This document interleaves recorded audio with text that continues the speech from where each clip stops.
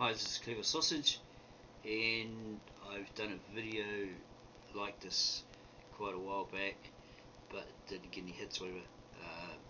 Maybe it was too long or something like that. So I pulled it down and I redid it and kept pulling it down because no hits, no interest in it at all. But the main reason why I am making this video again is because deep inside of me, maybe gut instinct, something is telling me that I'm heading in the wrong direction YouTube wise. My niche is pretty good until I got a couple of copy strikes because of something that a friend gave me, because he felt it might have worked for him but he didn't really feel the results. So I thought I'll give it to me and I'll try it, and I thought, wow, this is pretty good. So I put it up on YouTube and wow, I got lots of subscribers, and then 3 months later they decided to pull them down, or 2 or 3 months later, because of copyright, the company that owns them like had a bit of a whine, fair enough, it's their product, but I always thought that if you have something that's copyrighted but you buy it, like they sell it and you buy it, right, that gives you that license to use it, right? You can possibly share it but you can't unsell it. So what I did was I put a link on it to their website, right? As well, there's no affiliate program, see, but there was a link to their website so that people could go buy it, because the audio I did was pretty cheap and crap, right?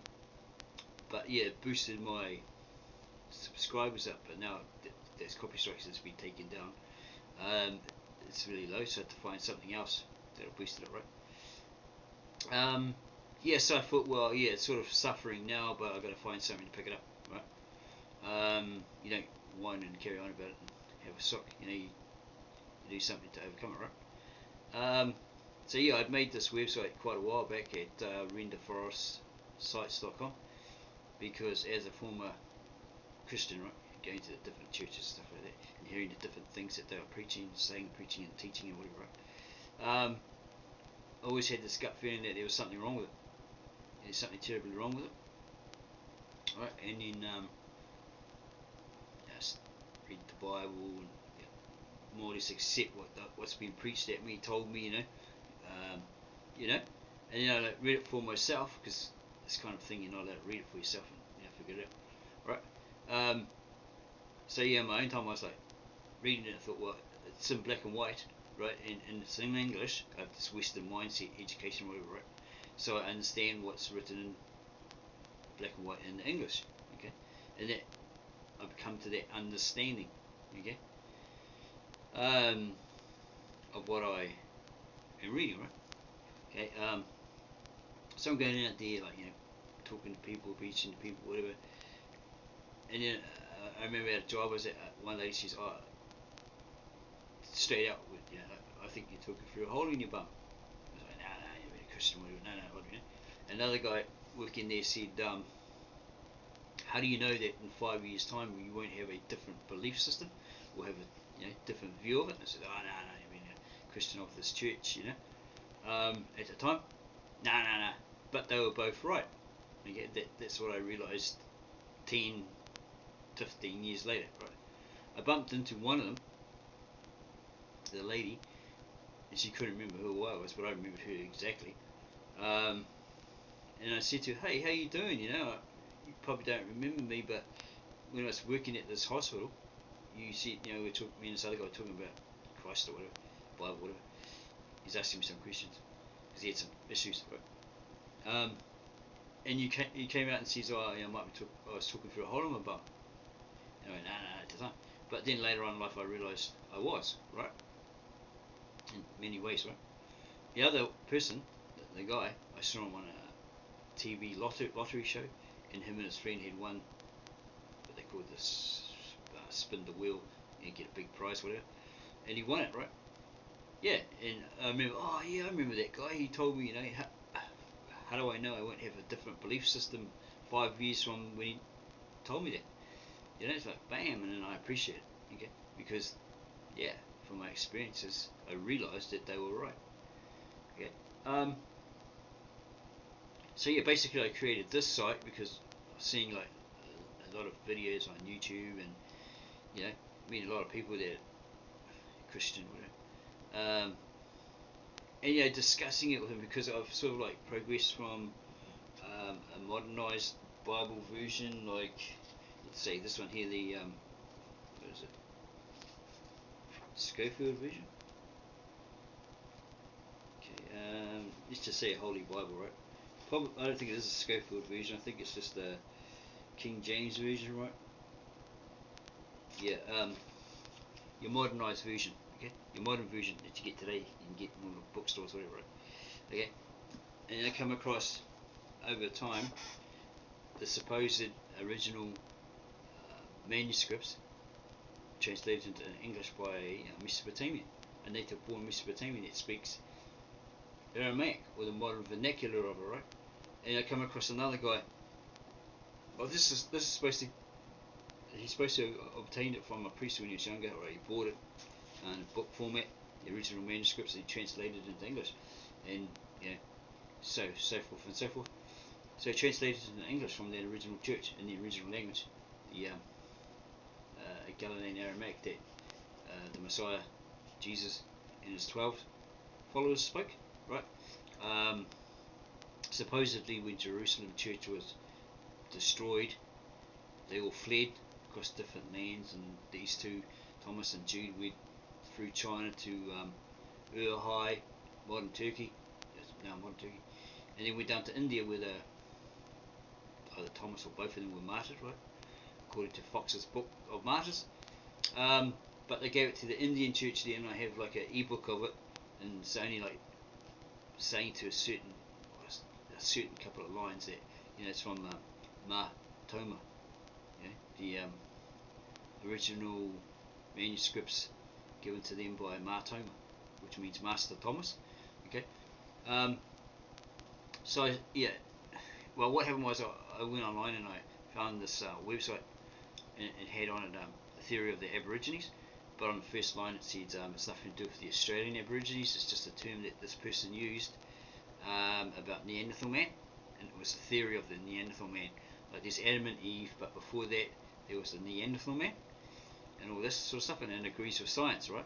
So anyone out there that says religion doesn't agree with science, well, according to this guy, when he translated the book of Genesis, or Bereshit, right, from the original Assyrian or Assyrian Aramaic Old Testament into English, right, he was quite surprised because he found in that translation that speaks of a pre-Adamic man, Neanderthal man, and agrees with science, right, and what they discovered, archaeologists and science, that there was a Neanderthal man, a pre-Adamic man. Okay, yeah, and I thought I had a bit of a chuckle because I thought it's just some young guy being silly, you know, with his theory, right? And later on I found out it was this old guy, Mesopotamian, Victor N. Alexander, and I studied his website, you know, like a maniac. And then I went back after I bought this, right? He gave it to me for like $30 something, real cheap, no postage and handling sort of thing.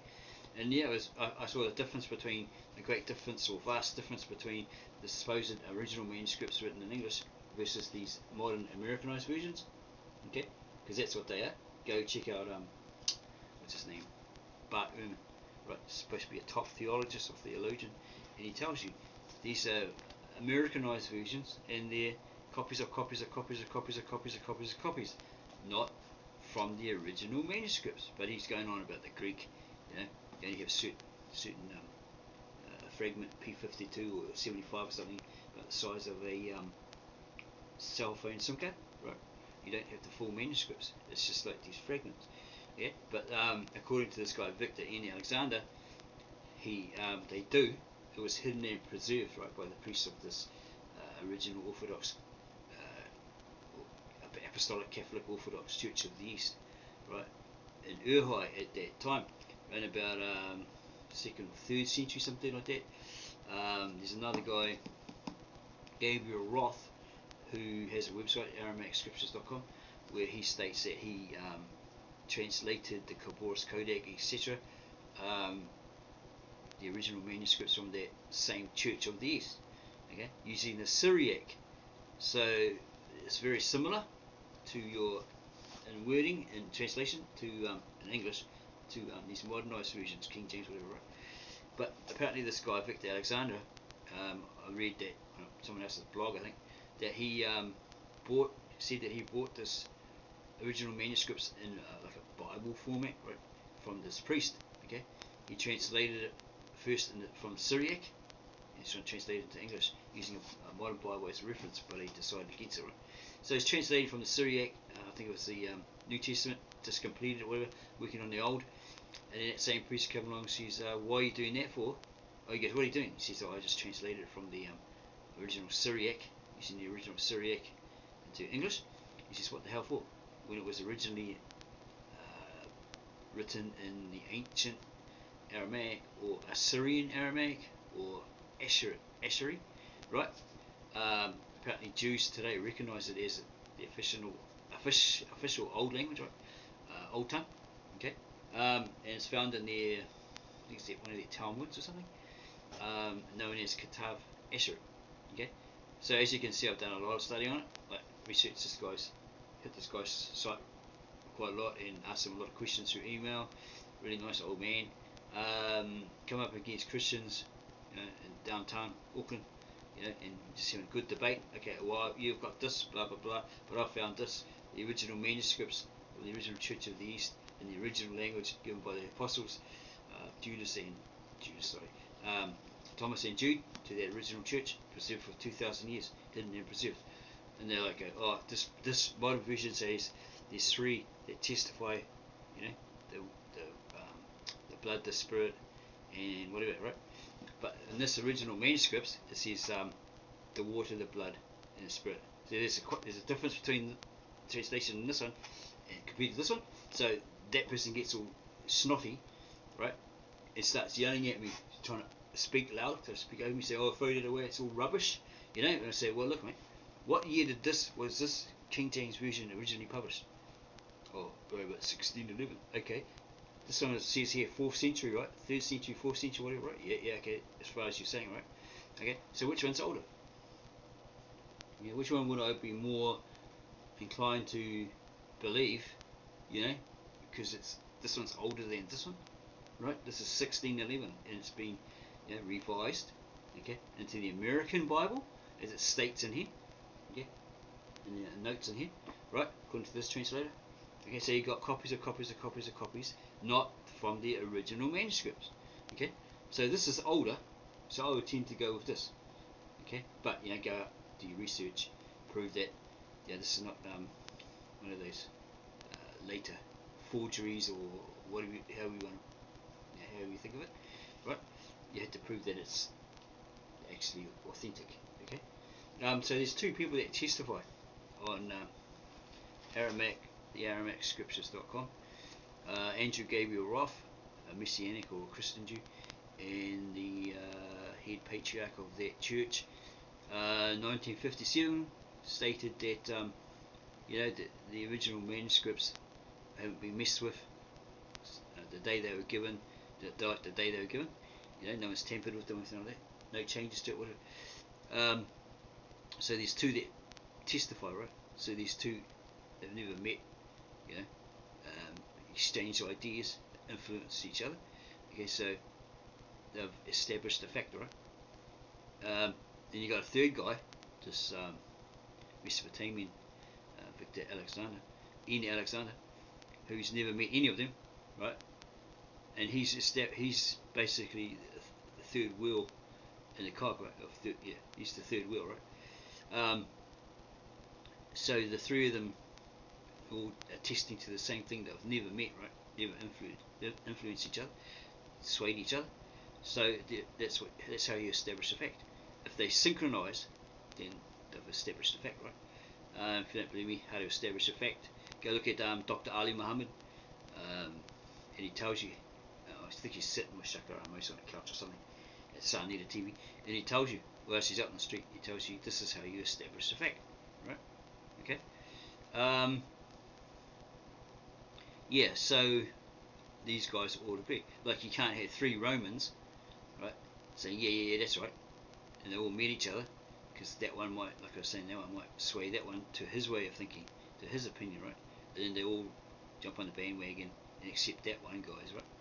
Okay, so you need three different people that have never met, say a Roman, a Greek, a latter person, you know, let's just say French, whatever, right? That all agree, you know, they're all saying the same thing. Okay, so that's how you establish the fact as a fact, because that's what you got to do. If you're making a claim of something as a fact, you've got to establish the fact. If you're making up that we are making a claim that something is irrefutable or infallible, right? That is evidence. Well, then you've got to let the evidence prove itself. You've got to prove that the evidence is evident, don't you? You know, there's different steps you've got to take. Yeah, so basically, yeah, I've found a lot of what I'm being preached by different denominations, people coming at me, whatever, is incorrect, because this is how it is, right? You got to get this in your head. Me being from New Zealand, right? I've been educated with a Western mindset. Okay, I've gone to an education system in a Western society, and I've been educated by them, right? How to think, you know, how to write, all that sort of stuff, right? I've developed a Western mindset, right? So that's what I use when I see it in black and white. I don't see it in Aramaic. I see it in English, don't I? In the English versions, KJV, whatever, NIV, right? It's in English. So I read it, I think I understand it, that's how I perceive it, and then from there I create my own opinions based on that, right? What I see in black and white, and my views, right? Through either using the right context or taking it out of context, right? Yeah, I think that's the way that I understand it, right? Okay, because it's in black and white, it's in English. But then you got the these original manuscripts, right, written in Eastern language by Eastern scribes who had an Eastern mindset. They were raised and they had a different kind of mindset, right? Okay, they spoke in the language, they thought in the language, blah blah blah, all that sort of stuff, right? And they wrote it all down in that language. Okay, so they have what they call idioms, which are expressions, right? That don't necessarily mean what we, the Westerner, think it means. Sometimes they're muddly, you know, hard to understand, and just like, what the hell is that, you know? But some of them, because this guy explains it in footnotes, in, you know, different chapters, whatever, what it actually means, right? He'll say like was it Aramaic literal translation or something similar to that. Yeah. Looking at one at the moment. Yeah, lit.ar.id or id dot literal Aramaic idiom, or literal. Oh yeah, here we go. Idiomatic, literal Aramaic idiomatic construction. Okay, because some words, or Aramaic idiom retained, because some words there's no meaning for it, no equivalent in English, so he has to find one that's very close, like milta, right? There's no actual, you can't actually translate it into English. You know, there's no meaning in English, really, you know, accurate. So he has to, yeah, find the nearest, okay, which is manifestation. Yeah, so I've been studying his site for a long time, communicating with him through email, and approaching Christians down the street, and just have a talk and have a bit of a debate, see how they think, you know, what they believe, right? And because I'm not going to their church, or I won't go to their church, or I'm not conforming, or whatever else they come up with in their head, right? They start getting abusive. They start saying, well, you're lying about me, making assumptions, saying I'm going to burn in hell, and all this other stuff, you know. And they get really irate, and even on chat lines, you know. So I used to get like angry like that as well, because they used to team up on me, tag team me, whatever. But then something in my head said, don't be like that, you know. Be cool. Be as cool as a cucumber in a refrigerator, right? Or a freezer, you know, because they're going to feed off that, right? So these people are yelling at me, calling me all these names and stuff, saying, oh, you're going to go burn in hell and all that, which is not actually scriptural. If you look in the old original manuscripts, translated in English, it's not there. It's completely different. People say, oh, no, it is. No, well, if you look at the original Hebrew, ancient Hebrew, right, it's got Sheol, and then you've got Hades. Sheol, what's that? abode of the dead. Okay, you've got the Hades, which is a mythical Greek abode of the dead, and then you got Gehenna, which was that like a fire that was continually burning. So they used to throw dead corpses of criminals, whatever, and dead animals and tree branches and whatever outside there, and it was just constantly burning on time, right? Yeah, so someone maybe in the I don't know, 15th, 16th century or maybe earlier, like John Milton or whatever, came up with this howl thing, to scare the people and get them into the church, onto the seat, right? Seats, and putting money in the coffers or the plate, right? And today they're very much like that, like go have a look at. I just watched a movie recently called The Most Hated Woman in America. This lady, I've forgotten her name, O'Hare. She was anti that they were pushing that her son say the Lord's Prayer in the church, in the school every day, right? And she says, well, according to the Constitution, he doesn't have to do that. He has the right, the religious right, the free will, whatever, according to that First Amendment, right? And she went all out to have that pulled from the school curriculum, okay? And then something else and something else, right? So she got a lot of death threats every day, through the mail, whatever. People throwing rocks through a window, parents' window, stuff like that. And that's what she was really about, But she teamed up with a top preacher, I've forgotten his name, Harrington, and they pulled a scheme, right? Like she'd come on, he'd say, "Oh, you need Jesus. This lady needs Jesus," and she'd go, "No, I don't need him." And she'd rip the Bible up and all this, and all these people start putting, because they think the preacher's, winning. They're chucking all this money into the plate, right? So he's collecting all this money, and then behind the scenes, after all that, because he said, he like put his hand on a microphone, and he told her, well, we could make a lot of money out of this, right? You be the antagonist sort of thing, and I'll be the the savior sort of thing, and we'll make a hell of a lot of money. There's millions, that we can make out of this. And then behind the scenes, she was cutting the money with her slightly slower son, right? And he took his cut. She says, "Oh, we'll see you later. We'll do it again. You were great out there." Yeah, he was pulling a sham, but people were so dumb that they were putting money, think, "Oh, it's so exciting," moved by it. He's winning, he's battling the devil, because he's like,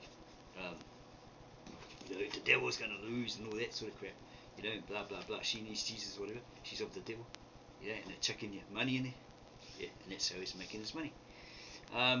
So I don't know. I haven't really looked at this Reverend Harrington, but that was a pretty good movie. But she used to get threats by who? Who would throw rocks through the windows and death letters, death threats through letters and stuff. And then people were sending her money, so she clicked onto it, right? Oh, I can make money from this. Like she started the American Atheist Association or whatever, right? And it went big. People were sending her like 20 grand, and a check and all that sort of stuff. And it's what she was doing. She was saying, no, there's no money. I'm not collecting anything. It's a non-profit. But all the time she was like taking those checks and that money and putting it into a trust account, offshore account in New Zealand. Okay, so this actor, or this guy she hired, I forgot his name, Josh, was it something Walters, David Walters, or whatever, that she had as the operations manager or something. She confided in him and showed him that there was this ledger, secret ledger in this other drawer, and this is all the money they had made. That's the mistake she made. And then, so later on, he kidnapped the family, the granddaughter, the slow son, and wanted the money, but they kept messing up. They got the money from New Zealand, but they're supposed to transfer it to gold coins that won't be traced. And they went to the bank, and the bank says, "Well, we haven't got enough gold coins, so you have to come back in a couple of weeks. We get some more." And they ended up killing a guy attacked their grandchild, and he killed the son in front of her, and then killed her. David Walters and his mates, and then they killed the guy that was like saying, "Don't look." He was quite friendly with her, because he said I couldn't trust him, so he whacked him on here with a spade. But because this other guy messed up. And then, because what happened was this Negro guy, he that was working with him, right? knew that she doesn't go anywhere. She does disappear, but she takes her dogs with her, and he couldn't figure out why. When he came over, she left the dogs, and he started trying to add it together. Right? And he went to this reporter who his boss, editor, kept on giving him page 6, page 7, you know? And he finally got page 2, and then the editor like lets him actually do his own story. He's always saying, "Oh no, this is more important." But yeah, go watch it. It's quite a good movie. But anyway, yeah. So what was it? Oh, she defeated Billy Graham apparently. Showed what he was really like. There's a couple of other ones that she shamed. I've forgotten who they were on public television or something. Yeah, so this guy in this video saying, "Oh, you how to know you were the chosen one," all this sort of stuff, right? It's like, oh yeah, I remember the verse Matthew 17:21, something like that, where it says, "Many are called, but few are chosen," from the Aramaic New Testament. Yeah, so I was thinking, yeah, someone might say that to me, or well, you know, at the time when I was really into it, you've been, there's many that have been called, but you have been chosen. And he wasn't saying I'm a guru or the savior, reincarnated or anything like that. He was just saying, yeah, well, you know, like him. Yeah, think of it that you're lucky you've been not just called, you've been chosen. I don't know what it was he saw, but anyway, yeah. So this guy in this video, this young black guy, he's giving that sort of speech, saying how to get out of the matrix and all that. Okay, so I see he's introducing a lot of problems, but he's not really providing a solution. Okay, so basically, to get to the real meat and potatoes,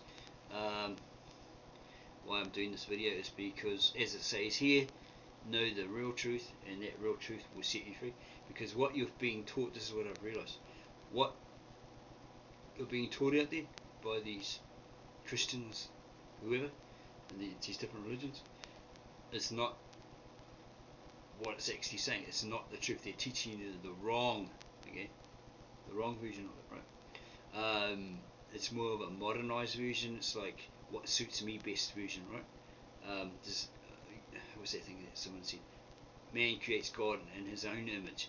You know, like in Genesis it says God created man in his image, but today man has recreated God in his image. You know, it's all gimme, gimme, gimme.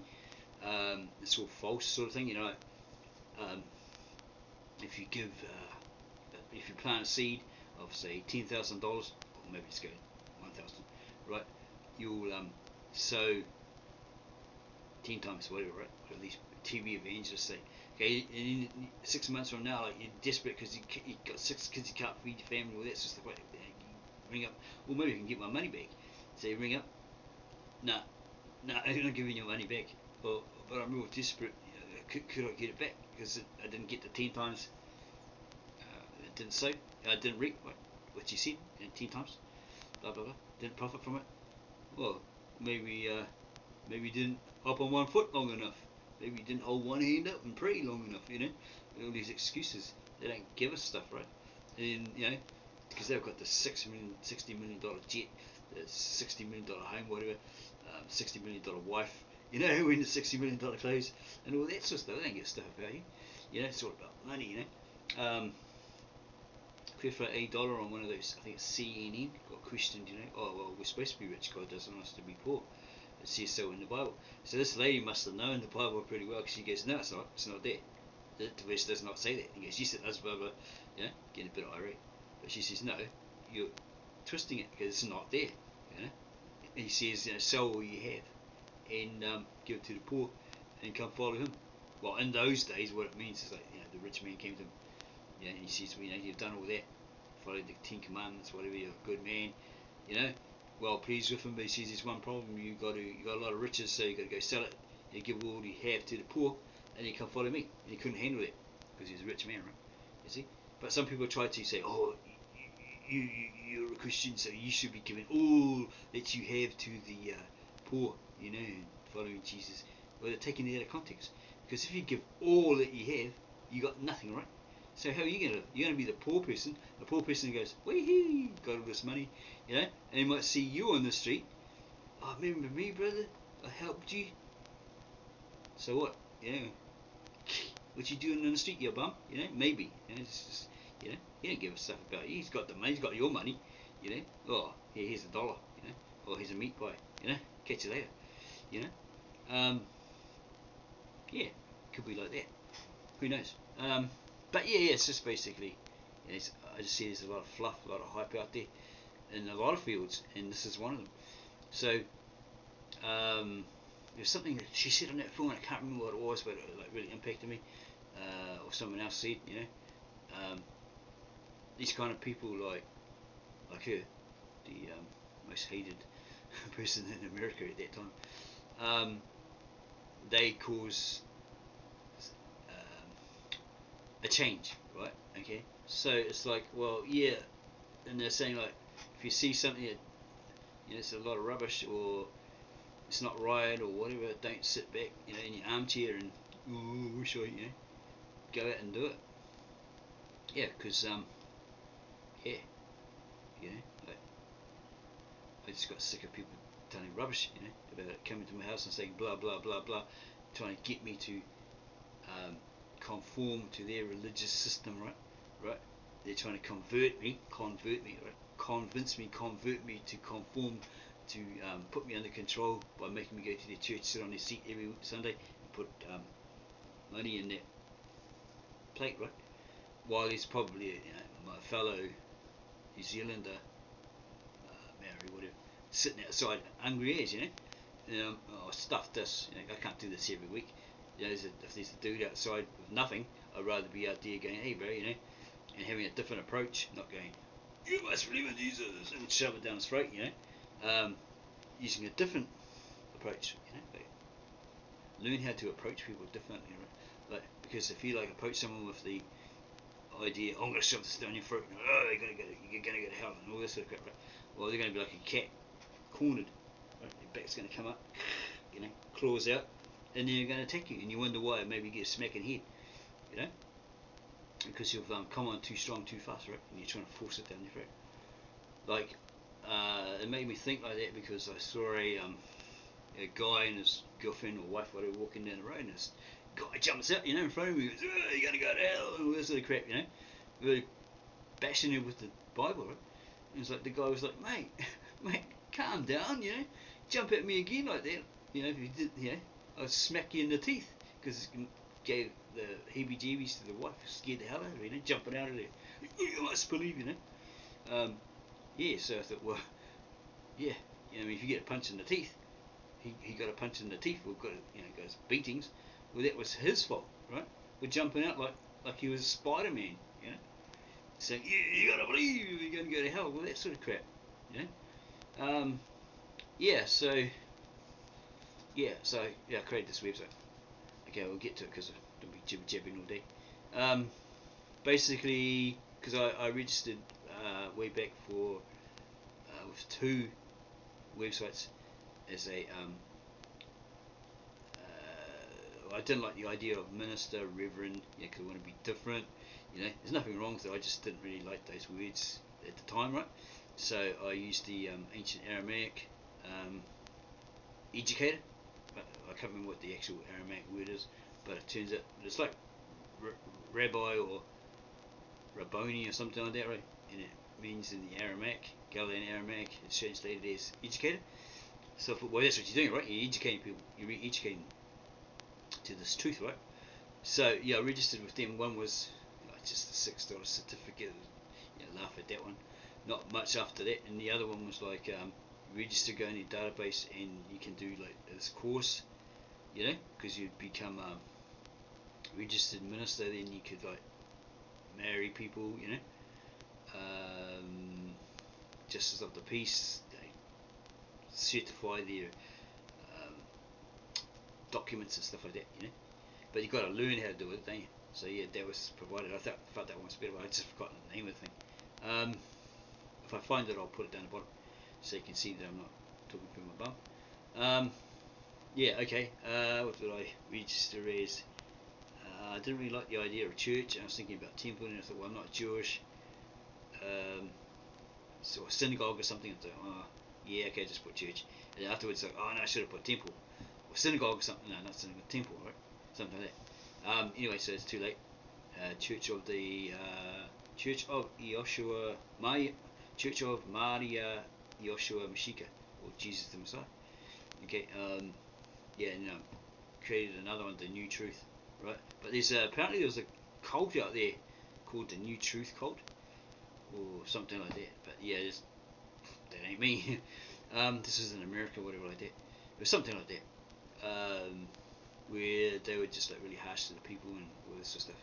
Beat kids up, or whatever. So yeah, what we will bring you, you can expect to be welcomed into a both positive and friendly environment, because all are welcome. I've been to churches and say all are welcome, but they put the smelly bum down the back, the one off the street, and he used to be a preacher, but he hit the alcohols. Someone like maybe has a mind problem, it's like handicap, whatever, or mental problem, right?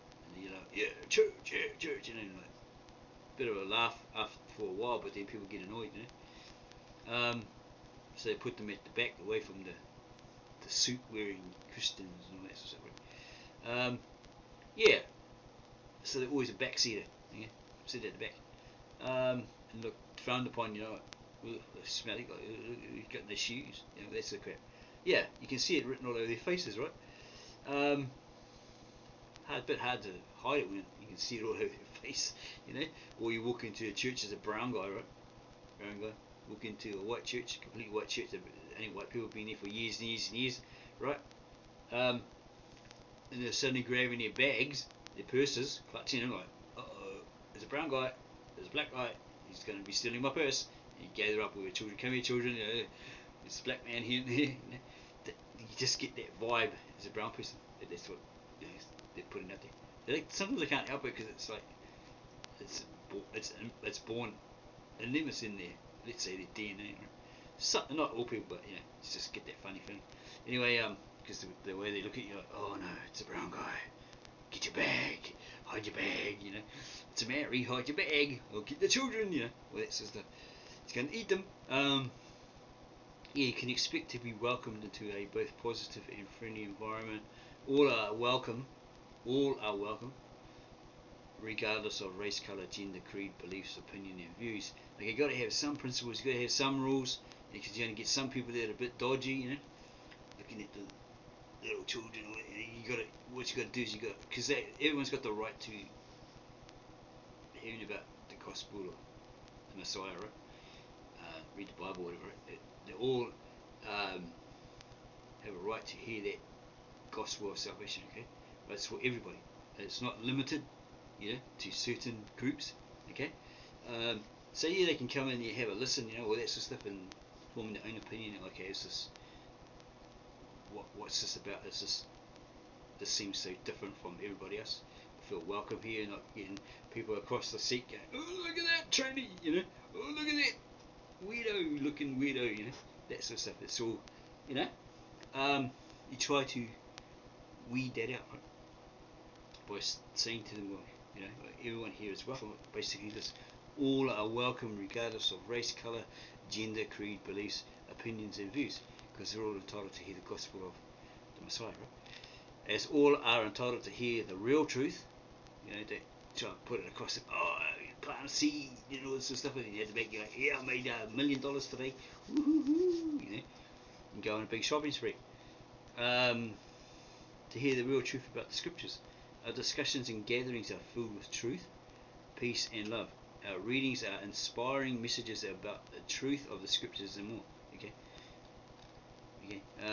See, I haven't got much members at the moment, but it's just me, the educator. I'm a member, right? I'm giving them a bit of inspiration here. Okay, and this is our logo. My logo. Honesty is our best policy. Therefore, we swear to tell the truth, the whole truth, and nothing but the truth. So, if you pick holes in us and you find that I'm a serial killer or something, whatever, because I know most people out there are going to try and dig and find dirt on me, right? Yeah. What have I been doing in my life? What have I been looking at? What's my background? All that sort of stuff. Because I do the same thing. Yeah, because I would start a self-help book, and something in my head, a little voice says, you got to go check it out because you don't know nothing about this guy. And it turns out that the author, part author of it, was Nicole Kidman's father, was part of a sex cult and he was going up on charges. So he took off from America, I think, went to Australia or the other way around, and he died before he went to trial. And she won't say nothing about it, talk about it. If you ask her, okay, what's this about your father? Same as Woody Allen. No, not Woody Allen. Woody Harrelson. Apparently, I think his name is Michael Henderson or Hoffman or something. Asked him, who your dad had a part in the JFK killing. Before he went to trial, he said, or whatever, he said, oh, I shot him, They were getting on like a house on fire, then he said that to him. Woody Harrelson didn't want to know him anymore. Apparently, I don't know. So, therefore we tell the truth, the whole truth, and nothing but the truth. As best as we can, because to err is human, to forgive, but to forgive is divine. You make mistakes, right? But you go, well, okay, you're right, I made a mistake. I admit it, and you apologise, and you go, well, this is what I was meant to say. Because people they try to twist your words and say, you said this, you said that, when you actually didn't. That's what I like about, I don't know nothing about Farrakhan, that guy Farrakhan, but he's like smiling, he's on Donahue, and he's just a genuine man. People are throwing all this crap at him, be they Christians, Jews, whatever, females, feminists, whatever.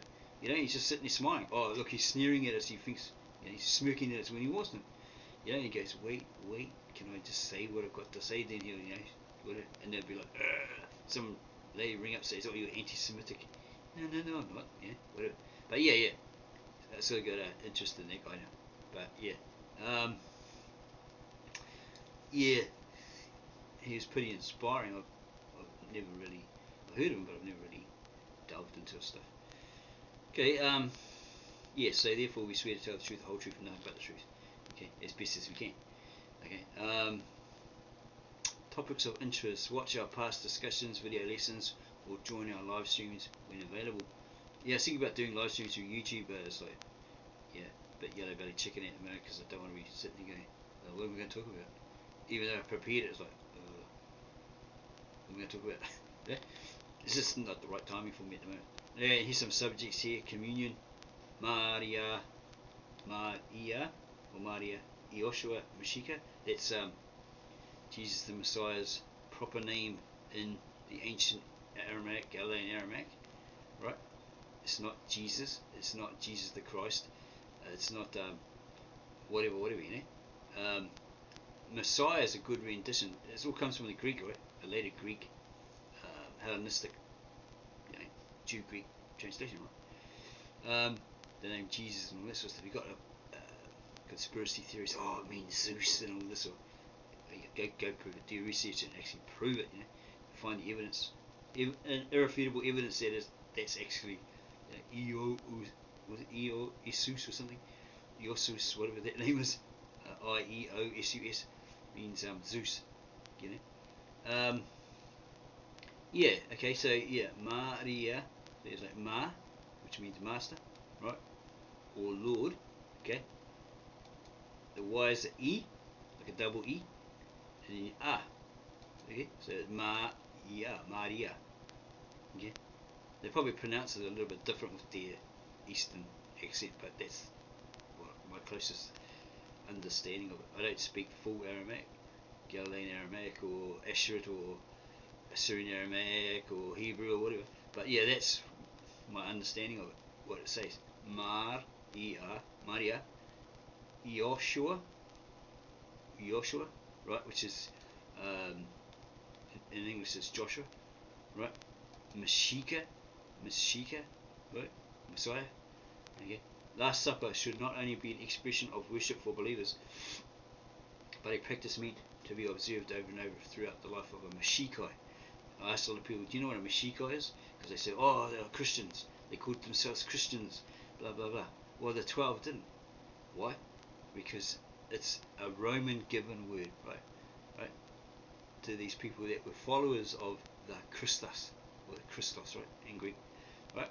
They were followers, so they termed themselves Mashiach, which is followers of the Messiah, because they're like pagan Rome, don't want to be using that word that they've given us, which means slaves to the Christos, or slaves to the Christ, right?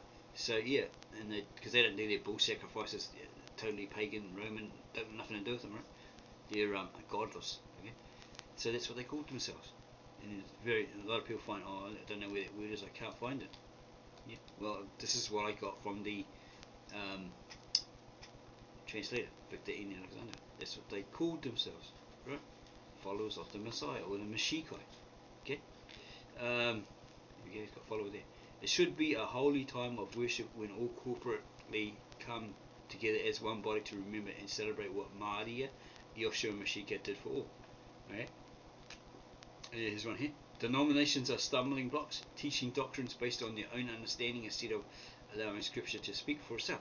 Pseudo-Christianity. That's what you got today. These people draw near to me with their mouth and respect me with their lips, but their heart is far from me.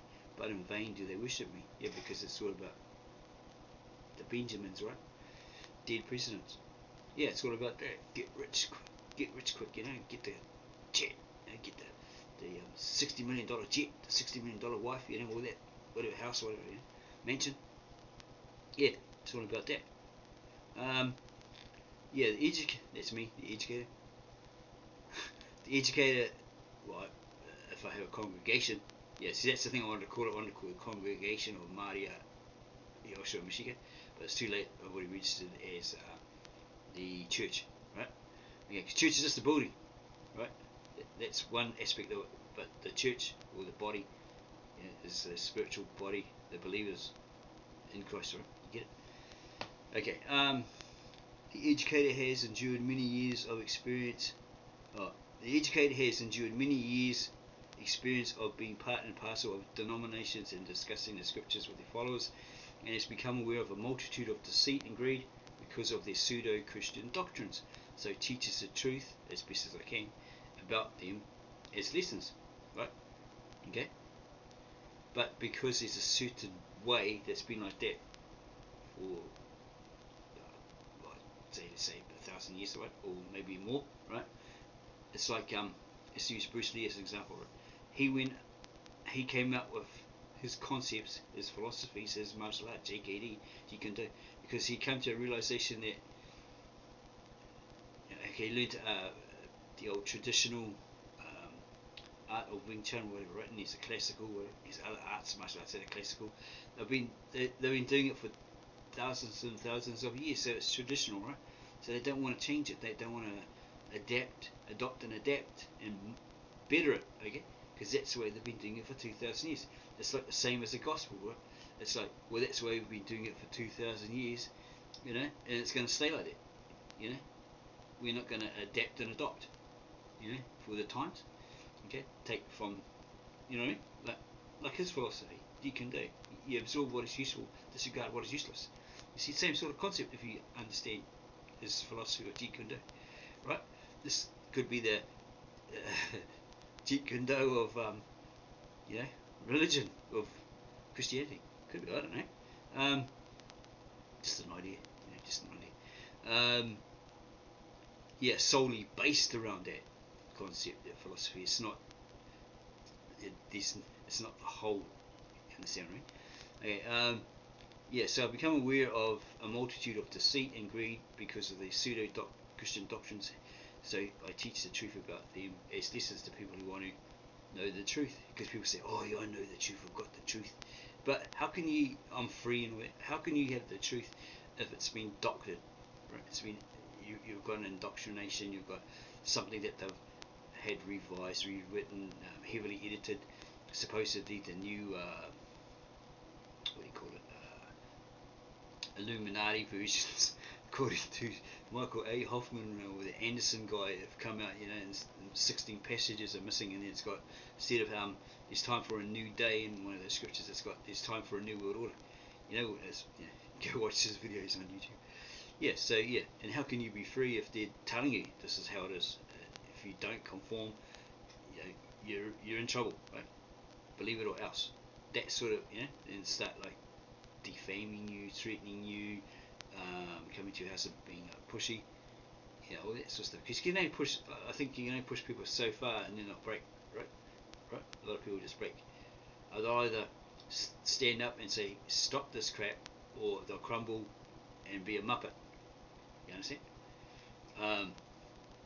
Yeah, that's, you know, because it's just continually brainwashing them with it, right? You know, yeah, what's it Hitler said? Um, about the lie. You tell it often enough, sooner or later, it's going to, you know, they're going to accept it as the truth. We just got to keep pumping it, right? And collect the money. Okay, so are the Aramaic and Syriac texts here just another translation? These translations have been made directly from the original Aramaic text into English, bypassing the errors of the Greek original, the Latin Vulgate, and all of the other Western translations made from them.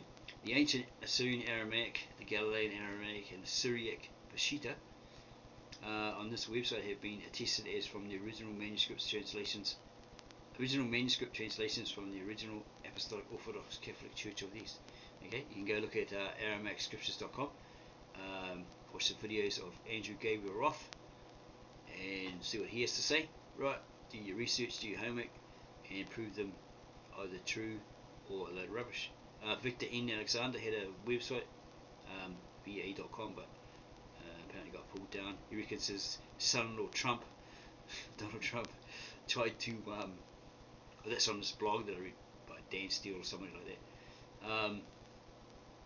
that, yeah, he hates Christianity, and he tried to get it cut down. I think it's a bogus, it's a load of bull, as I've said to a lot of people, because this guy states, oh, Victor is in the hospital, he's got something wrong with him, and medications making him all dizzy and dopey and, you know, off the planet sort of thing. He's making these stupid videos where he's speaking and there's like music over the top of it, you can't hear what he's saying, and all this sort of stuff. So his site gets taken down from peer.com or something, and he's asking for money, right? But this guy said, oh, Victor, the guy's name is Victor Nimrod Alexander. I'll show you, right? On his, you probably can't see it, but on his translations, it's got Victor Alexander, right? And you go on the inside there, it says Victor N. Alexander. And from reading his website, right, when it was up, va.com, and actually talking with the guy, I found that his name, his middle name is Nimrod, Nimrod, and these Alexanders go right back to the apparently when they come out of Egypt, something like that, you know. His people, right? They're like descendants of that movement out of Egypt, Exodus, whatever it was, right? And his grandfather's name was Nimrod, because this guy's a Mesopotamian, right? And all that sort of stuff. Okay, so it goes right back to there, like, because Abraham wasn't Hebrew, okay, and he wasn't Israelite and all this sort of crap, right? He was a Mesopotamian who came from one area called the Ur in Chaldea, and he was moved with his father and I think his brother Terah, his father's brother Terah, I think, and then Terah died, and then something like that. His other brother or something, I can't remember, but he died, right, in Mesopotamia in a different region, right? Then later on, his sons in that meet up with some chickie, right, and marry her, but she was still a Chaldean or Mesopotamian, right? Yeah, because he went back to his land and all this sort of stuff, like sent a servant to her, and then this servant went back to his land, which was in Ur of Chaldea or whatever, right? And all that sort of stuff. It wasn't until what's his name? Jacob. Yeah, he gets his name changed by God, God's depot system, to Israel, right? And then you have the Israelites. Okay, these are the descendants of Jacob or Jacob, right? So there was no Israelites until that period, right? There might have been a tribe like the Hebrew or something like that. Go do your research, do your homework, more on them, right? At that point, right, it might have been a small faction. Somebody married, like maybe a Mesopotamian or whatever, married into that tribe. Let's say like Moses or something like that, you know, whatever, right? Yeah, it might have been like that. But there was no one like Abraham and that weren't Hebrews or Israelites. They were Mesopotamians from Ur of Chaldea. But a lot of people, yeah, I heard debates, well, comments with this Black Jesus guy, and some of what he says is like right, but most of it's wrong. You know what I mean? Like he twists it. People twist it, you know. because they don't have the original manuscripts. I can tell straight away where they're reading from. It's either the King James Version or some later version, revised copies of copies of copies of copies of copies. It's not from the original manuscripts, right? So that's where they're making their mistakes, okay? Because, let's read this important note, okay? What does it say here? This is the Disciples' New Testament, also known as the Aramaic New Testament, okay? Just same cover, just different names for it sometimes, okay? The Disciples' New Testament is a translation of the ancient Aramaic New Testament scriptures of the ancient Church of the East directly into English. The ancient Church of the East began in Jerusalem at the time of the disciples and apostles of Yeshua Mashiach. The ancient Aramaic scriptures were compiled into one book in the middle of the 4th century AD by the scribes of the ancient Church of the East in the city of Urhai, later called Edessa, which is now Urhai was in Asia Minor, today's Turkey. It had the first university in the world where the scriptures, the sciences, medicines, mathematics, history, and literature were taught. That's what they say, right? There's a bit of a tiff of the ancient Kemet lot, right? They say no. It all started in Egypt first. They were in Egypt first. Kemet. They were the first civilization because everyone else fought and killed each other, so they weren't civil. Okay. The idiomatic wording of the majority of the passages is in the text of the translation, and the literal wordings are given in the footnotes. Sometimes the literal wording is left in the text. At such times, the footnote indicates that the literal wording is retained, and the footnote gives the equivalent of the English language idiom or words. When there are no equivalent words in the English language for a word or phrase, the implied words are included in brackets. When there are extra words in the ancient Aramaic text that will sound redundant in English, the additional word or words are included in parentheses. This way, none of the words in the original scriptures are left out. The footnotes appear at the bottom of each chapter as lit.ar.id. This stands for literal Aramaic idiom. When it comes to names of people, there is only one name that sounds the same both in English and the Aramaic language, and that name is Adam. All the other names in the Aramaic language sound different in English. Therefore, Victor N. Alexander, I have chosen to retain 3 names in the original. The first is the name of Yeshua. Yeshua is called Jesus in English. I, Victor N. Alexander, feel that the name of Yeshua should be pronounced correctly. So this guy, right, he just said that his name is Victor N. Alexander. So this guy on this blog, I'll see if I can put the link so you can have a look at it yourself, says his name is Victor Isaac Alexander. No, I smell a rat. There's something wrong there. He said, he says, I spoke to Victor Isaac Alexander when the damn note here says his name starts with N, right? And I've done my research talking to that dude, right? They translated, and his middle name is Nimrod. It came from his grandfather, right? And he shows a picture. He showed a picture on his website or wherever that I saw it of his grandfather, a black and white photo. So there's no way that his name is Isaac. So I smell a rat, Like this guy is like asking, saying, Victor says, can you, he says this, can you send money? Like you can contact him at this website, email, right? And he needs money to put a site back up on peer.com. I don't trust this dude because for that reason, right? And he says all this other stuff which I know he never, it's either they're, or he never said, either someone's trying to get rid of him because he's putting up the so-called scriptures according to this manuscript, the original manuscripts in English, and it's going against what the church is teaching you out there. Okay? Yes, he's old. Okay, fair enough. He's old. He's probably about 60 or 70. He might have some problems. But where's his wife at? He's got a wife. She's supposed to be, Donald Trump, according to that blog, is supposed to be the son-in-law of that guy. How the hell can he be the son-in-law of that guy when he's married to that? He was married to the Ivana, right, first, and then that other one. What's her name? Whatever her name is, Melania. One's from like I can't remember if it's Yugoslav or Slavia or something like that, and another one's from basically Europe, right? So how the hell can he be the son-in-law of that guy, if he's only had 2 wives? Try and work that one out, right? He's only had 2 wives. He's never had a Mesopotamian wife, which would be, or half-breed, which would be, if his wife's not Mesopotamian, right? She's apparently Nordic, according to that blog, right? So there's a tiff between Melanie, is it, and this Victor Ian Alexander's wife, who's a redhead because she's got he's like red or whatever, but she's like a Nordic something, maybe Irish, I can't remember. But yeah, there's a tiff between the two of them, right?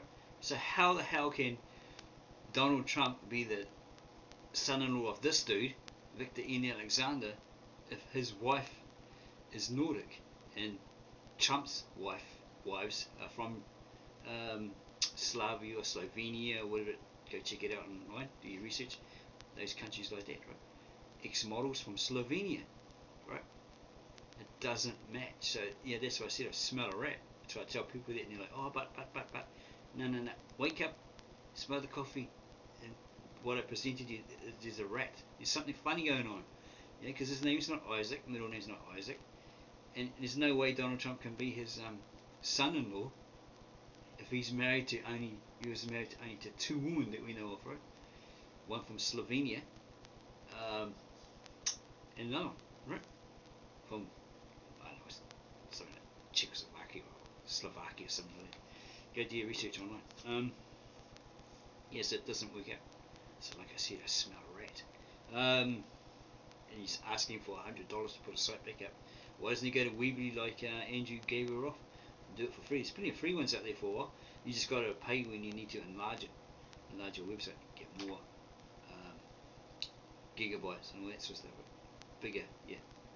Or put it on a server, whatever, something like that. Yeah, so yeah, work that one out. Okay. When it comes to names of people, there's only one name that sounds the same both in English and the Aramaic language, and the name is Adam. All the other names in the Aramaic language sound different in English. Therefore, I, Victor N. Alexander, have chosen to retain 3 names in the original. The first is the name of Joshua. Joshua is called Jesus in English. I, Victor N. Alexander, feel that the name of Joshua should be pronounced correctly. Well, he basically put it like that because us Westerners can't pronounce it properly. We can't pronounce the Y-S-H-O, which is Esho, or Esho, right, properly, which is a Assyrian word, right?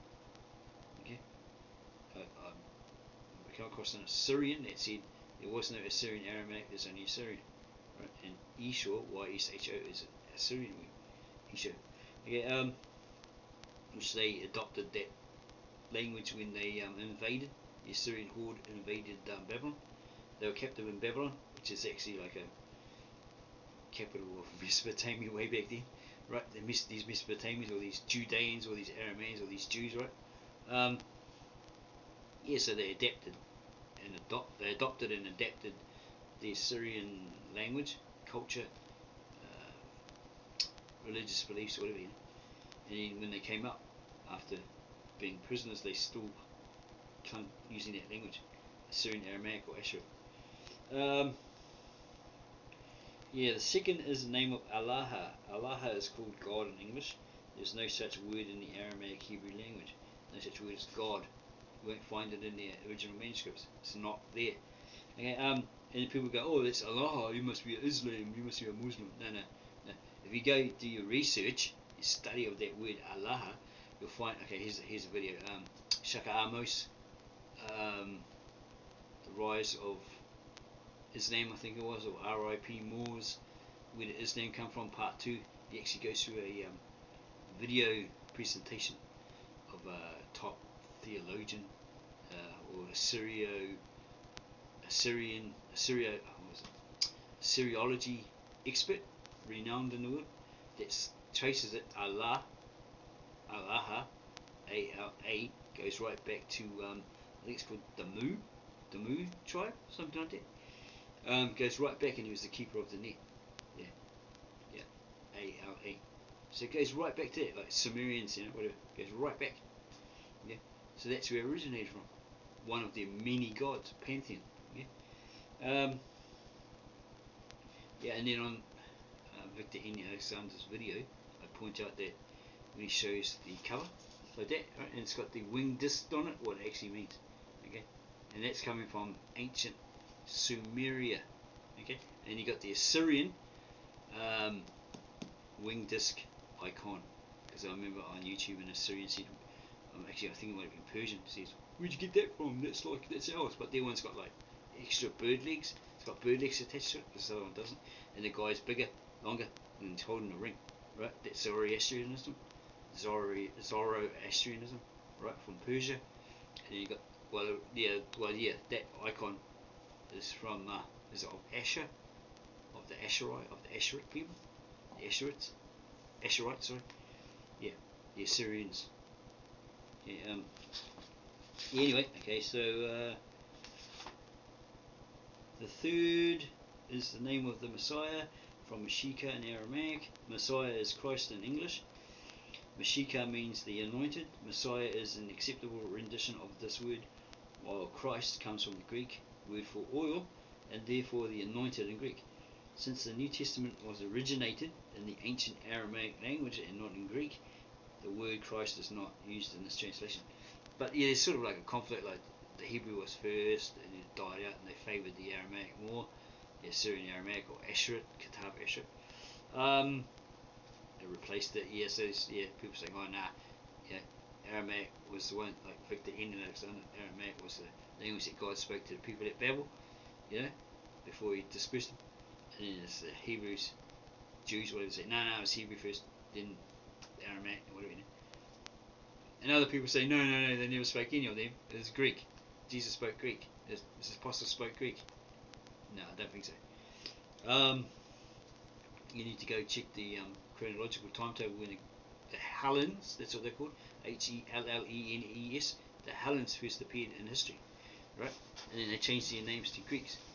Okay? The Greeks, right? You got to go check it out. You got to do your homework, do your research. Okay, so the anointed in Greek. Since the New Testament was originated in the ancient Aramaic language, the manuscripts, the old manuscripts attest to that, and not in Greek, the word Christ is not used in this translation. Ancient Aramaic is a Western designation for the language that emerged out of Nineveh, capital Ashur, around 800 BC. It's after Jonah went there and told them, you're going to face the wrath of God, better repent. And they totally believed in everything he said, and ripped their beards and their shirts and covered themselves in dust or something, sackcloth and dust, and even the animals. And then they wrote it, had it all written down, put it in the library, Nineveh library, right, in cuneiform text on tablets, clay tablets. Okay, so ancient Aramaic is a Western designation for the language that emerged out of Nineveh, capital Ashur, around 800 BC. This language is simply known by the Church of the East of today as Lishana Artika, ancient tongue or old tongue. It was the first alphabetical language invented by the Asheri people, or the Asheri, right? There's a monument in the British Museum which has this language etched into it and marked as belonging to the period of 800 BC. Andrew Gabriel Roth says 900. Always a variation.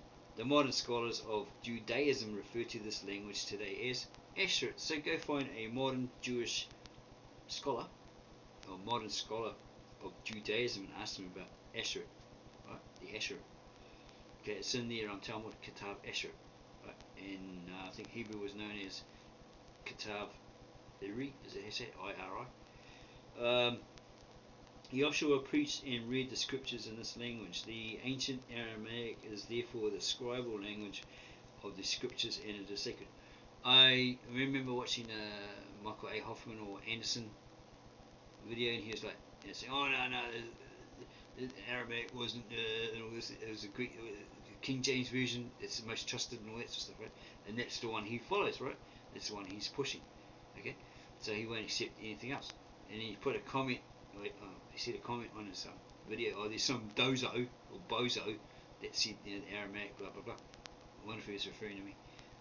So I put my comment back there, you know, with the evidence, right? Yeah, some bozo below said blah blah blah, but there's the evidence here, so you know, you can deny it, debunk it, but if it proves evident, you know, irrefutable, that the evidence proves itself that these three people from the Church of the East or whatever, Victor N. Alexander, Andrew Gabriel Roth, and Mar Shimon, who was the patriarch in 1957, were all testifying that it's the truth, and they're telling the truth, not talking through a hole in your bum.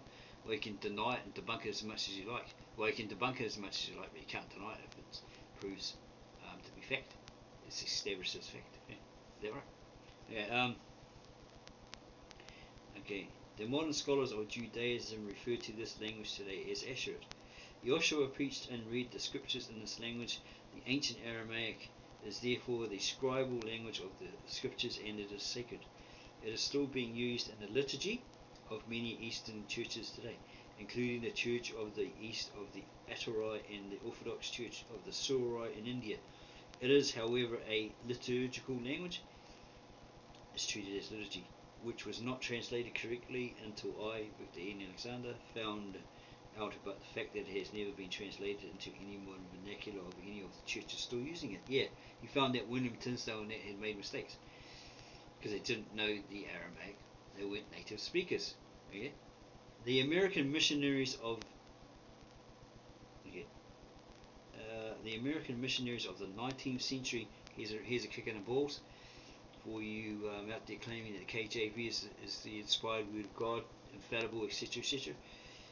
Authorized to be used in the church only. Hello, it was authorized by King James for the Church of England. Hello, you know. The American missionaries of the 19th century attempted to translate this scriptures into modern Aramaic, Syriac, but botched it as they adapted it to the King James version in use by them at the time. The Urmia, North Iran, version of the Bible is essentially the American Bible, translated into modern Aramaic or Syriac, right? By the way, the American missionaries have translated all the Bibles of all the countries of the world from the American Bible. So all your translations are from the American Bible. That's why they're called the modern Americanized versions. Okay, that is why all the Bibles thus translated contain the same errors in translation and pseudo-Christian doctrines that have caused so much misery in the world for 200 years. Here you go. Here's the problem. Okay, that's the problem. The earlier plagiarized version of the Bible were the Greek. The earlier plagiarized versions of the Bible were the Greek original and the Latin Vulgate. These versions were translated by Martin Luther, William Tyndale, and other Protestant translators over the last 5 centuries from the Greek Septuagint. Go look at Shaka Moses' rant on that. Okay, it's the Greek Septuagint in the time of Ptolemy I, right? So he says it's plagiarized from ancient Kemet, their text and whatever, right? From the Egyptian into the through the Jews into the Hellenized Jews that were hired to do that translation, plagiarize it and put it into English, into Greek by Ptolemy, who was a Greek, sat on the throne, just sat on the throne, wasn't meant to be there, and he just sat on the throne and declared himself a god. His name, Sotir, nickname, Sotir, the saviour of mankind. Go do your history. There's people out there said I'm dumb, that I don't know crap, that I'm trying to make out to people that I'm clever, but I'm not. They say all those nasty things. Do you know what I know? No, because you haven't done the research. So I guess I do know a bit more than you. But mainly I get it from people that know better than me, because they've got the PhDs, they've done the research, they've done the time, and bringing the evidence, the facts, establishing facts, bringing the evidence, whatever. Right? Okay, so there you go. Well, they get a bit upset because I'm exposing their religion, that they dearly love.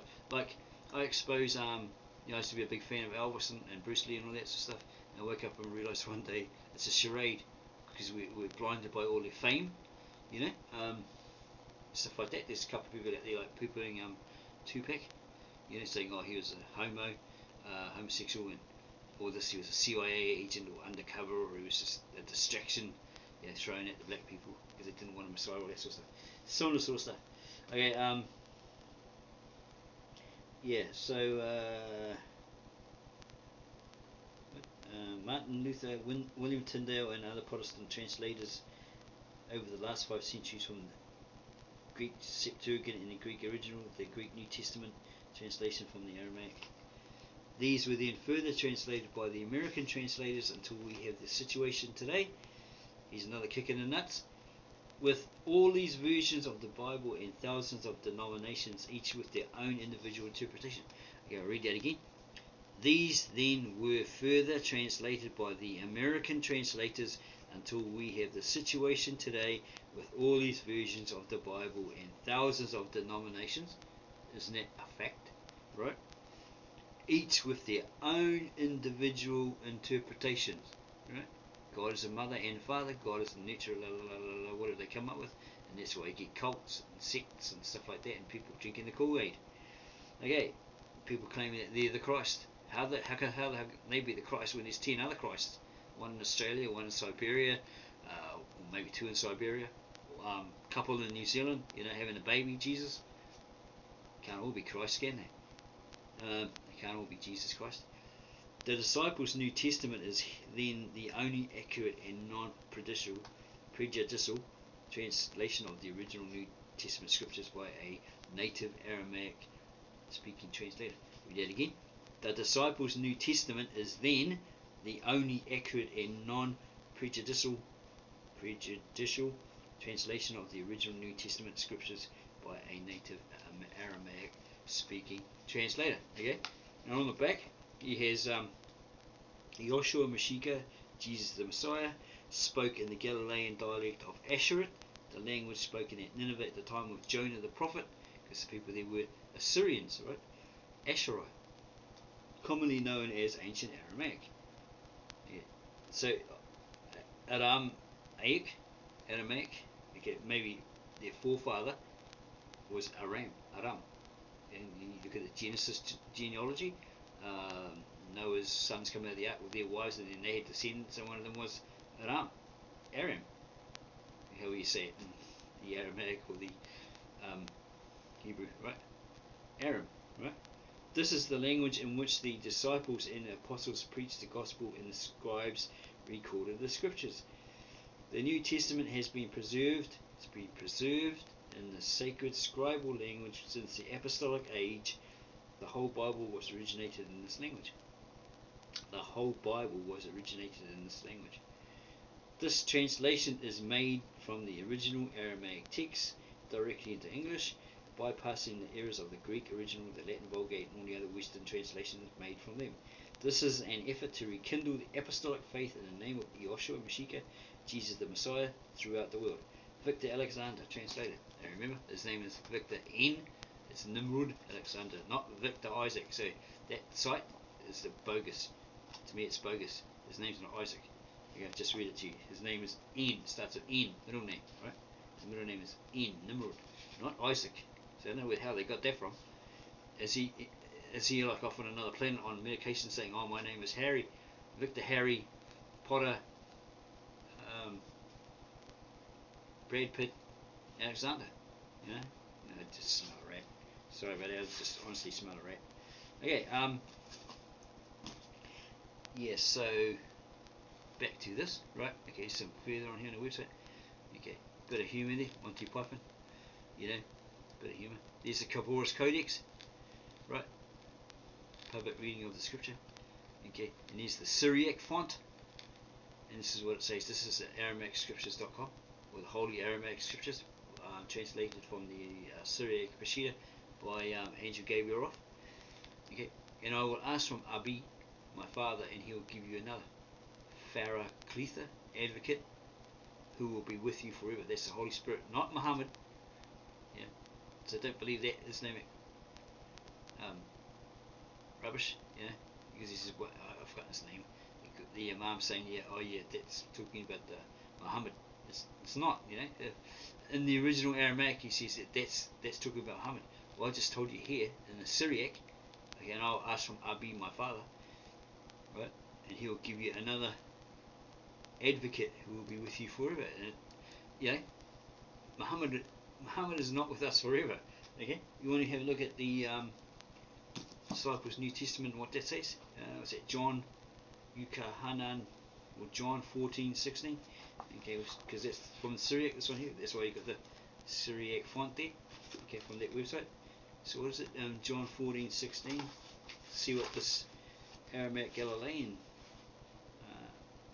says in English. Okay, where is it? John 14:16. 14:16. And I will request it of my Father, and another advocate He will send you, who will be with you forever. Okay, it's got a indication of a footnote. 17. The Spirit of truth, whom the world could not receive because they could not see or know Him. But you know Him, for He lives among you, and through you is manifested. Okay, so we'll have a look at the footnotes on the next page of John 14:16, and it reads 14:16, literal Aramaic idiom, to the end of the universe. 14:17.1, reference to the Holy Spirit. 14:7.2, literal Aramaic idiom, the universal people rights. So that's referring to the Holy Spirit, or the Ruach HaKodesh, right? It's not referring to Muhammad. So that's what I mean. That's why I create this particular site, because there's so much bull crap out there, bull poop. But like people are like believing it. Or the Imam said, or the Christian pastor Billy Graham, or Kenneth Hagee, what his name is, John Hagee, whatever. Yeah, said this is what it says, when it doesn't. Or somebody says, oh yeah, the Bible mentions about Muhammad and Islam, and it doesn't, or maybe the Hebrew does. I don't know. I'm not a Hebrew speaker, so. But yeah, you get people that say, there's a Christian sect, right? That came out of the Judaism, right? Okay, these Jews, right, come up with this other concept, and then somebody pushed the Christian sect theology later on, right? Because they had an agenda. So there's various changes, and now they fight against the Jews that, today. They speak the Hebrew, they read the scrolls, they know the Torah and all that sort of stuff. They know, and they're saying, oh, well, everything came from the Judaism, blah blah blah, and all that sort of stuff. Whereas these Jews are saying, no, you've got it wrong. You're trying to match a so-called prophecy in the New Testament with one in the Old Testament. It's like all in order. It doesn't gel. It has two different meanings, But these people are like saying, oh no, they're lying. We have the truth. But if you don't speak and fully understand the ancient Hebrew, then you've got this agenda. You're trying to push something, like for instance, saying that Jesus, when he was on the cross, he died. As he was dying, he said, my God, why have you forsaken me? Whereas in the ancient manuscripts in English, he doesn't say that, right? He says, oh my God, why therefore have you left me to my destiny, or something like that, right? Because he says Eloi, Eloi, the Svikthani, or something like that, which this is a third. Then you got the my God, why have you forsaken me, which is a third or fourth Arabic, Greek interpolation. See? Third or fourth generation. It's incorrect. The only correct translation is, why have you left me for what I'm destined for, something like that. I've got the verse here with the idioms, but maybe I'll look at it. I think I explained it on another video before. It's third or fourth Arabic Greek transliteration. It's not what he actually said in the Aramaic, if you know the Aramaic. Okay, we'll have a look. See if we can see it here. Yeah, we'll have a look here. Okay, what's the name? What's it called?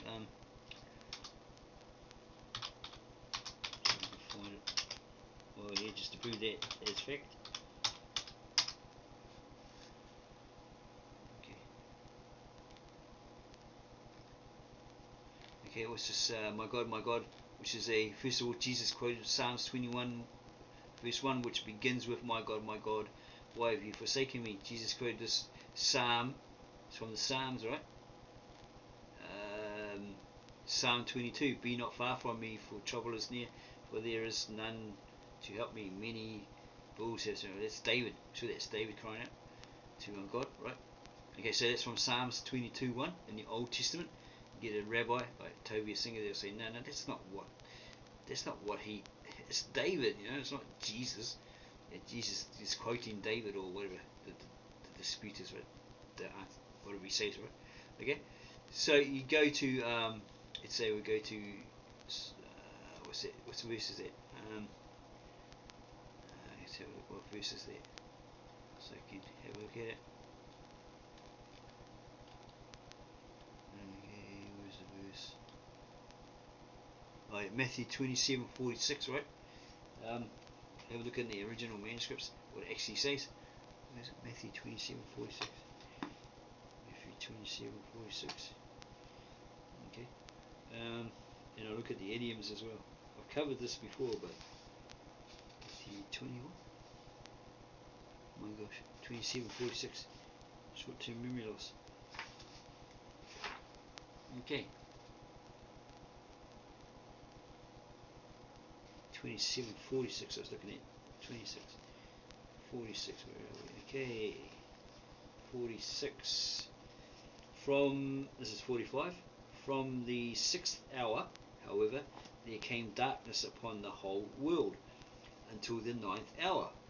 46. And at the 9th hour, Joshua, or Jesus the Messiah, cried out in a loud voice and said, El, El, E-I-L, E-I-L, Lamana Shvikthai. Excuse my Aramaic if it sucks. It's got a footnote indication there, asterisk. Some of the people who stood there, however, as they heard this, said, he is calling Elijah. That's Elijah in Aramaic.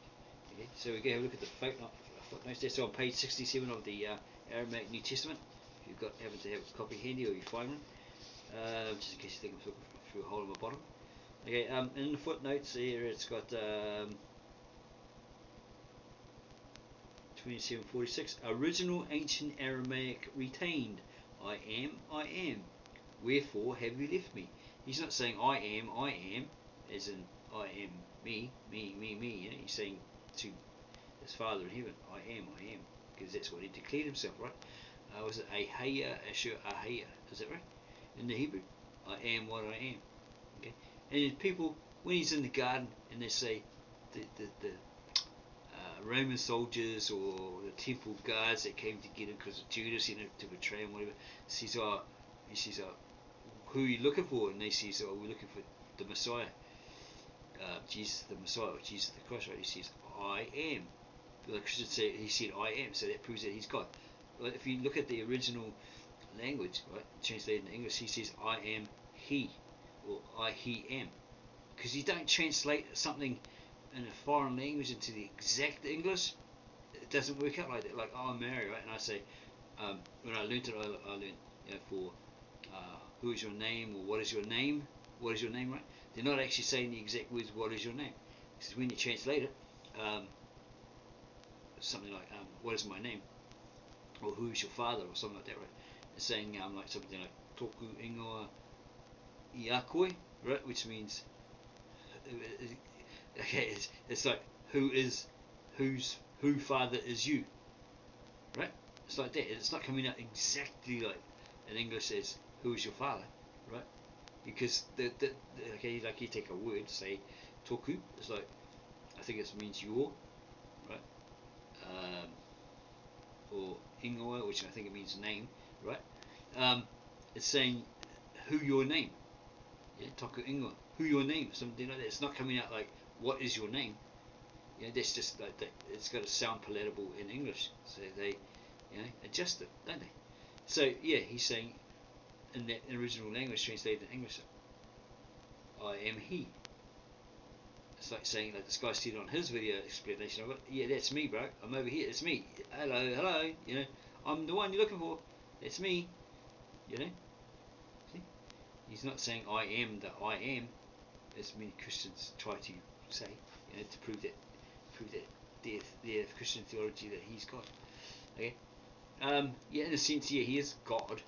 He's the incarnation of God, blah blah blah, right? God in the flesh, all that sort of stuff. Second member and the triune Godhead, all that sort of stuff. Because apparently in the Psalm somewhere he says, God says, "Oh God," talking about him, before he became Jesus, that's the word, right? Oh God, even your God, your throne will last forever. Your kingdom will last forever. If that does in fact relate to him, okay, a Jew might say something completely different. A rabbi doesn't mean that at all. Okay, well, I don't know. Just what I read, okay, and perceive and understand. Okay, that's how I see it in the black and white in English. Okay, so so 2746. Okay, where was I? 2746. Original ancient Aramaic retained I am, wherefore have you left me? El, E-I-L, is a title of Allah. Before he never had a name. Right? And even with Jews, it's too sacred to call upon that name. Right? So they call him something different now, wasn't it? Oh my goodness. Hashim, I think, yeah, Hashim. I am, wherefore have you left me? El is a title of Allah. He is, in the sense of eternal. It has not been translated in English as such. Therefore, I, Victor N. Alexander, have used the more acceptable designation I am. Idiomatically, wherefore implies destiny. Shvik Thani is the only correct transliteration, and it means left me, in the sense of the purpose for which Joshua was left on the cross. It's destiny, right? What he was sent to earth to do, God's will, right? He finished it, he completed it. Okay, it absolutely does not mean forsaken. It does not mean forsaken in this usage. Okay. Here it doesn't say it's like third or fourth generation. That's in another chapter. I think it might be Luke or something like that. Oh, here we go. I just found it. Wow, amazing. It took me forever last time to find it.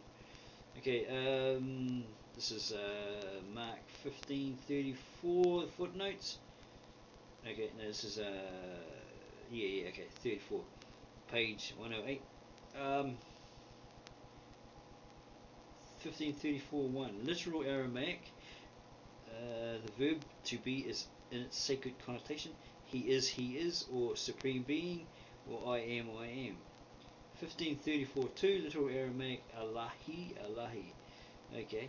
15:34.3. Literal Aramaic. Il lamana svikthani.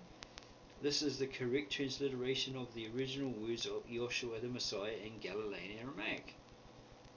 Other transliterations indicate the second and third generation transliterations from Arabic and the Greek version.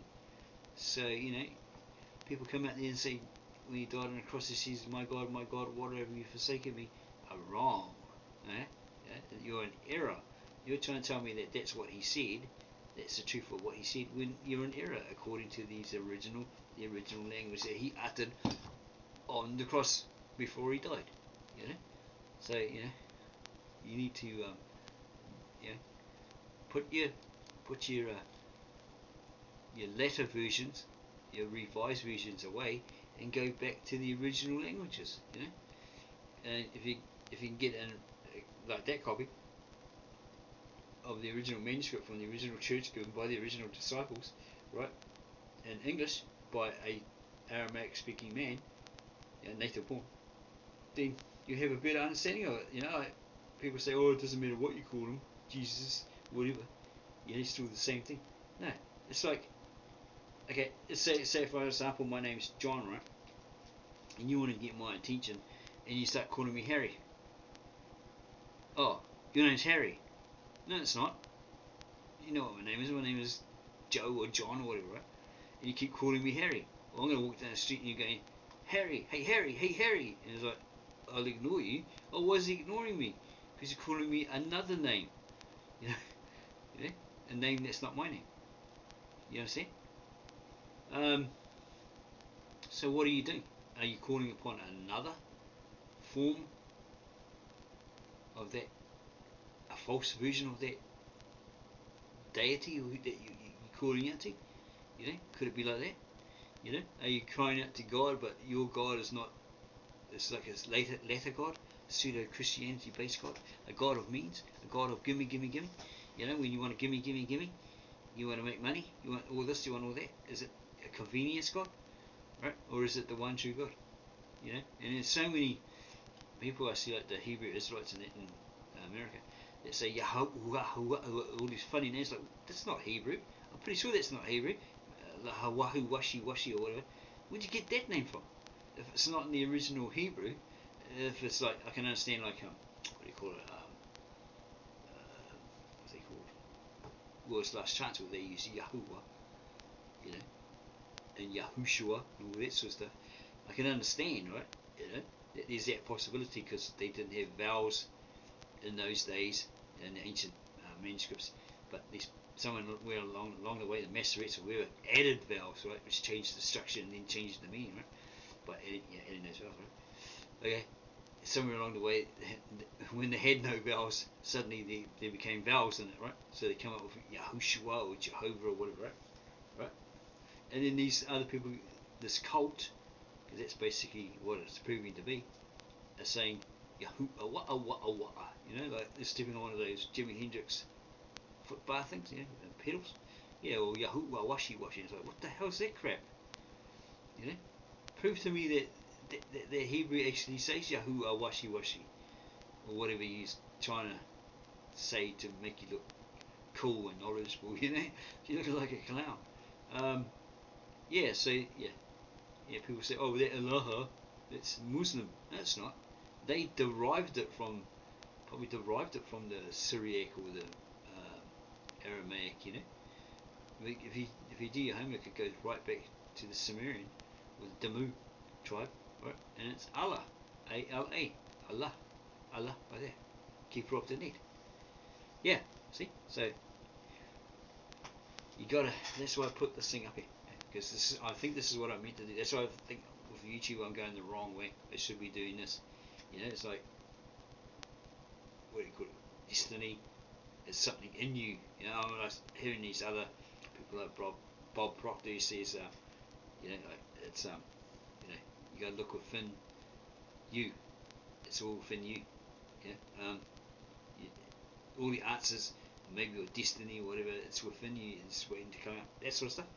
You know, he's just an example. He might not be the exact guy that said it, but yeah. You know, I always had that funny feeling. I'm here. I've been created for a reason. And it's come to my attention because I used to always run away from God. And anyone, I jumped on the bus and there's a Christian trying to preach, get off the bus, there's another one, go down the street, there's another one, go in the shop to get a pie, there's another one. It's like, oh my goodness, you know. And then for years of study and coming across this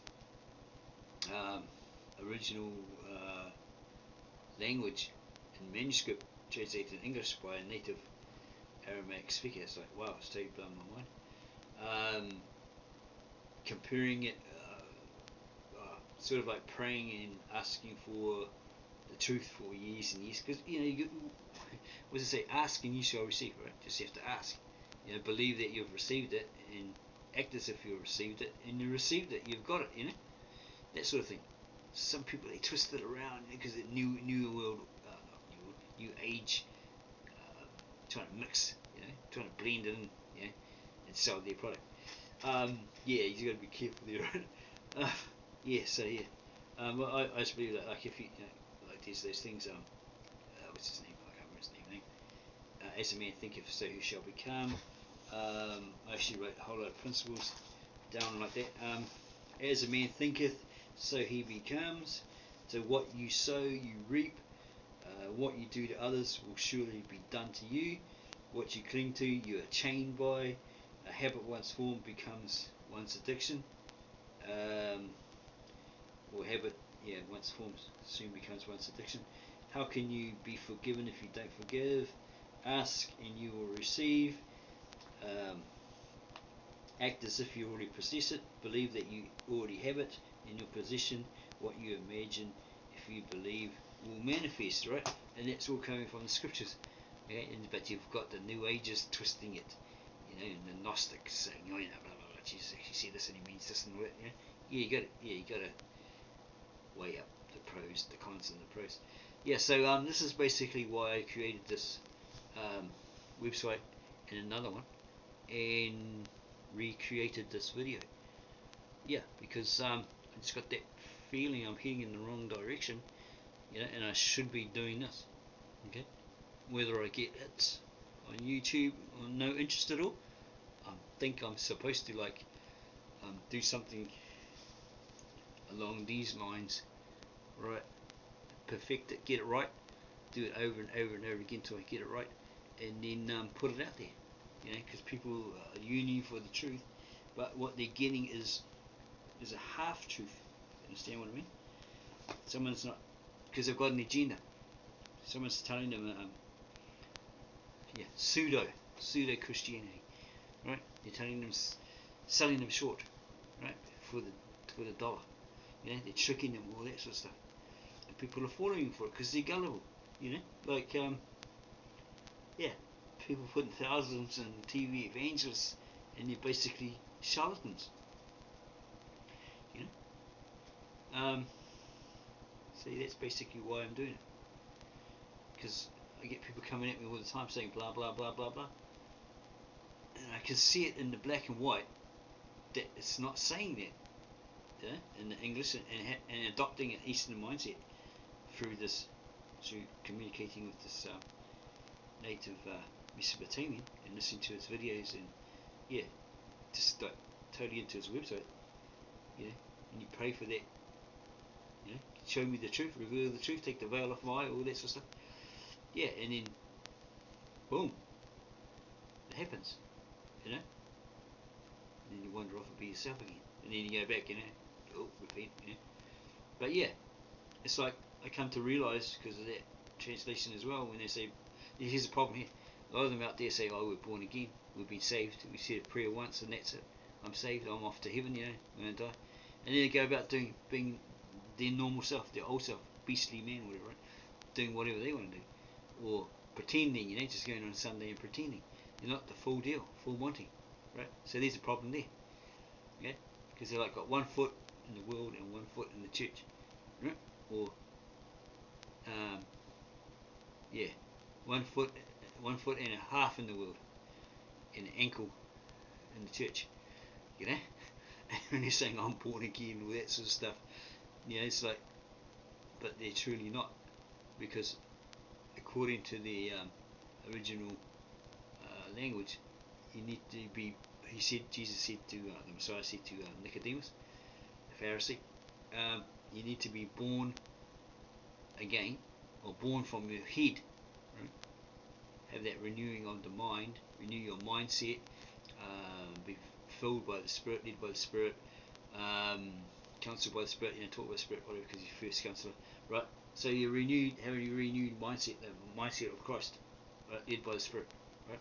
You have to be Christ-like. I mean, it doesn't mean you walk around in a white robe with sandals and long beard and I'm the chosen one, I'm the Messiah, when you're not. You're misleading people. Having that Spirit-led, Spirit-driven, renewed mindset, Christ-like mindset. So I think I might end it there. It may be kind of a bit too long here. I may edit it a bit. I'm not sure. I'm not too great at editing, but it's mainly raw, But I hope you enjoyed it. And if you did, well, leave your comments below. Or don't forget to subscribe. Give us a thumbs up for effort, A for effort. And we'll see you in the next video. Put your opinion. Say what did we get you? Didn't understand. Or I liked it. I really loved it. I want to know more. Please, Guru, tell me the truth. Okay. Tell me more of the truth in your videos. Okay, yeah. So thumbs up to you, and yeah, I'll catch you later.